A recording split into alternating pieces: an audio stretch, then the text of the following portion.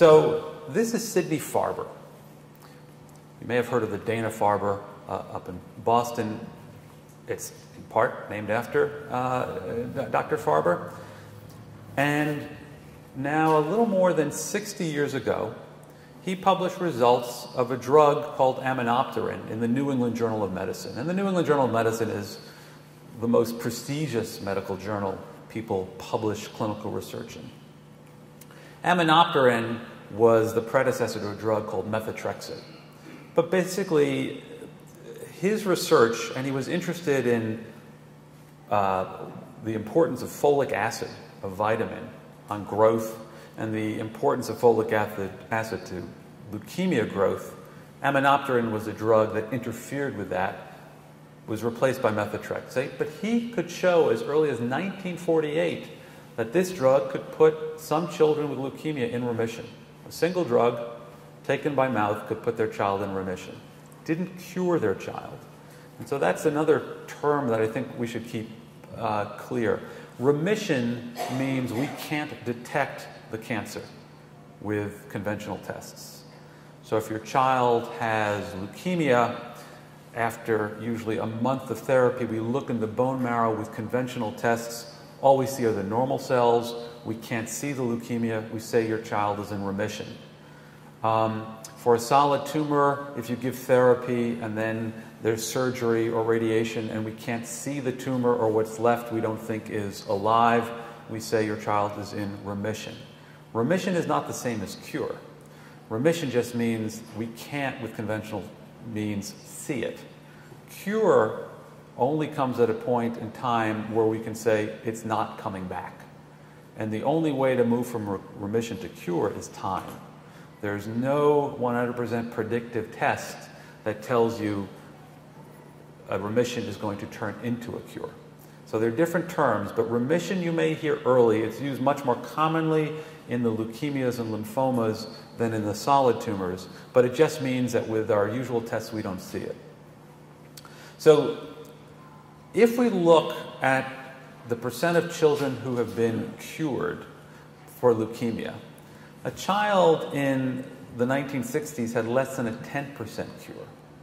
And if you see over time, from the 60s through the 70s through the 90s, 80% of children with ALL are being cured, and today it's beginning to approach the high 80s to perhaps 90%.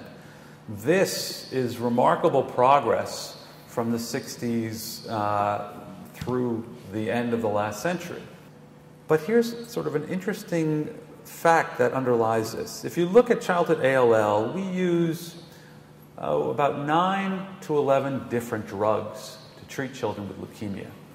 Now, we use many of these same drugs to treat other childhood cancers. So you may recognize drugs like doxorubicin, the red medicine that hangs, or methotrexate, the yellow medicine that hangs, or different pills. But these are the drugs that we use to cure more than 4 or 5 children with ALL. But here's sort of a remarkable fact.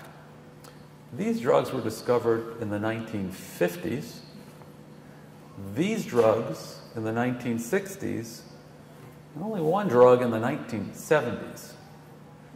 So we had all the drugs we needed 30 years ago. And the great increase happened really in the 1970s and the 1980s without new drugs.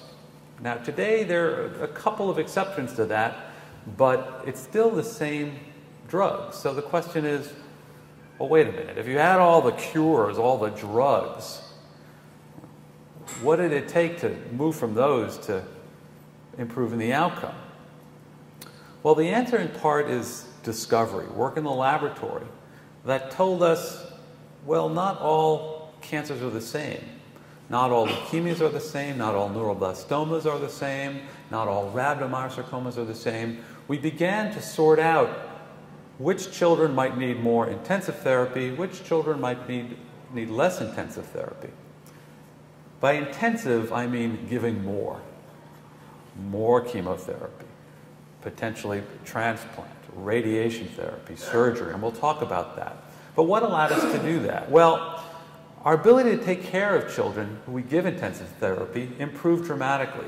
We certainly, in the 50s, knew how to give red blood cells, but in the 60s, platelet transfusions didn't exist.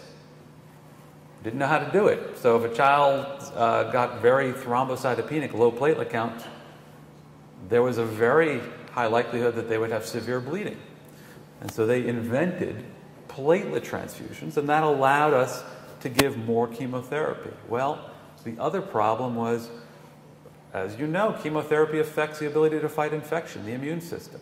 Well, antibiotics and potent antibiotics, strong antibiotics, we learned how to use antibiotics.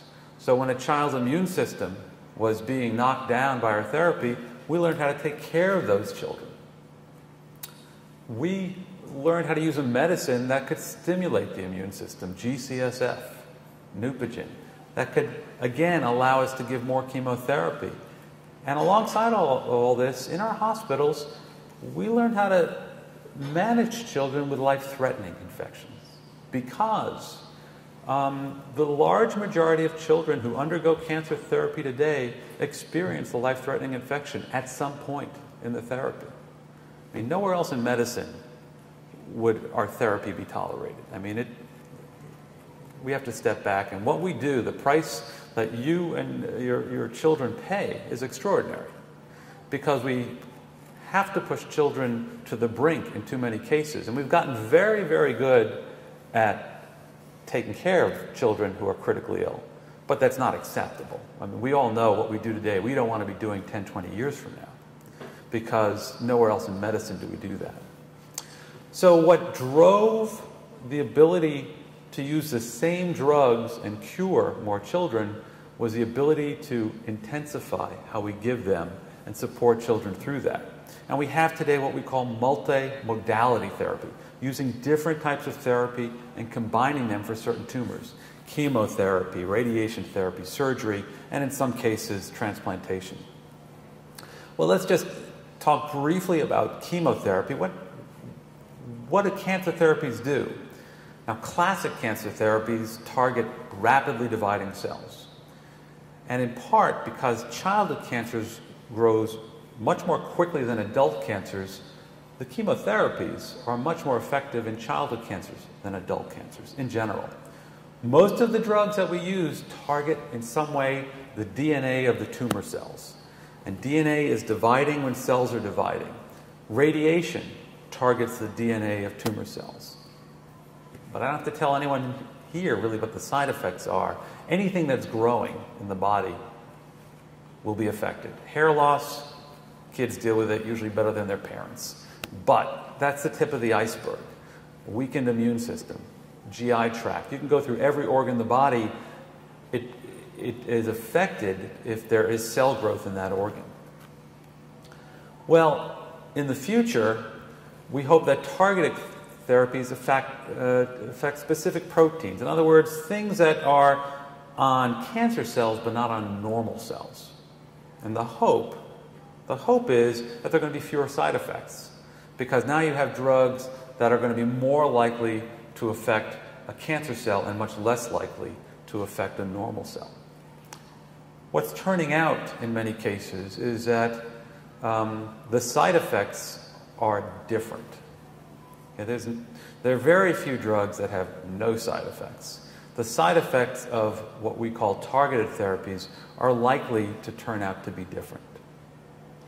So if you look across the entire landscape of childhood cancer over the last 50 years, these are graphs of 5-year survival, and for most part you can consider that cure, and again, over time.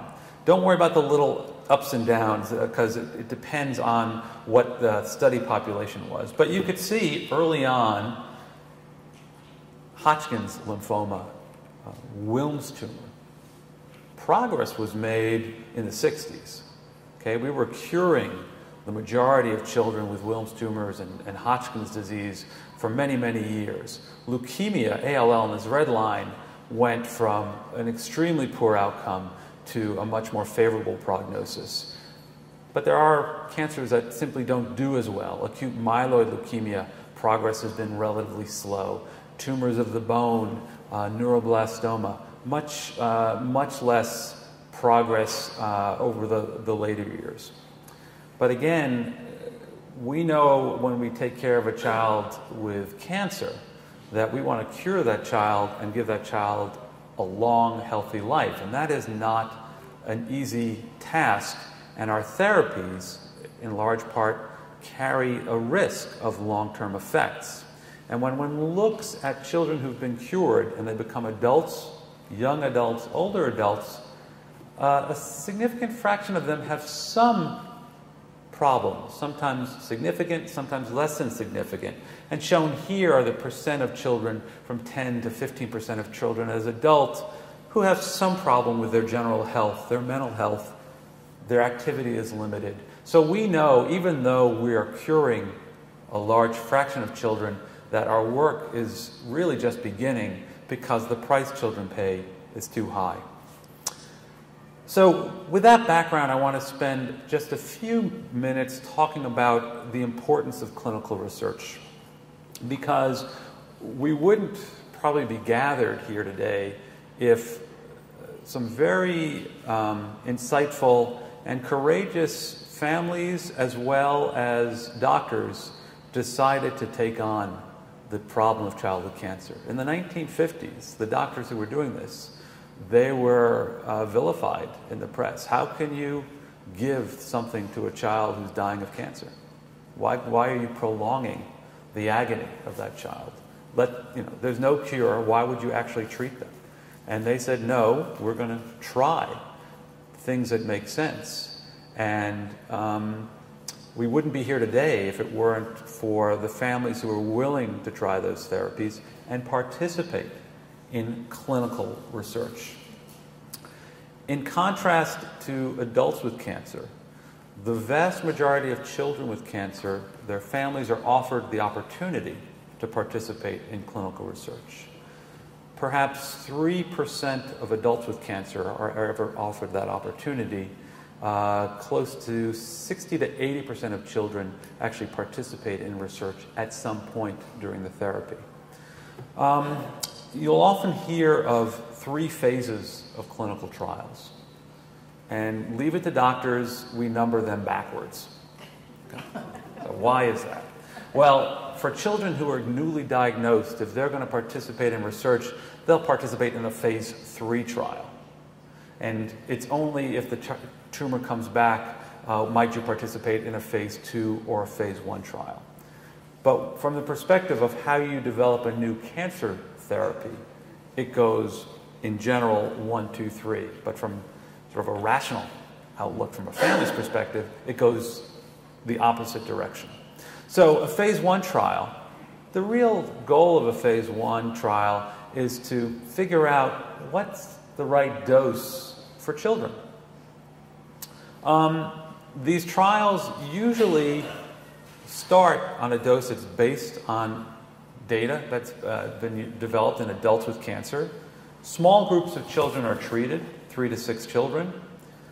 We often want to understand, well, after we give the drug, what happens to the drug in the body? So we'll want to understand the pharmacology. We'll take blood tests to look at the drug.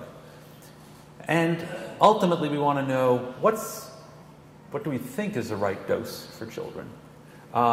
And for many cancer drugs, that has turned out to often be the highest dose. That's changing to some degree.